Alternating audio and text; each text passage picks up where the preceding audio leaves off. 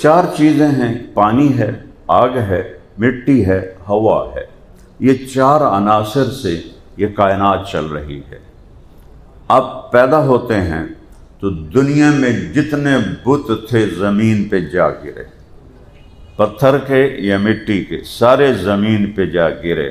آپ کی نبوت نے ایک عنصر پہ اثر ڈالا، مٹی۔ دوسرا کیا ہوا؟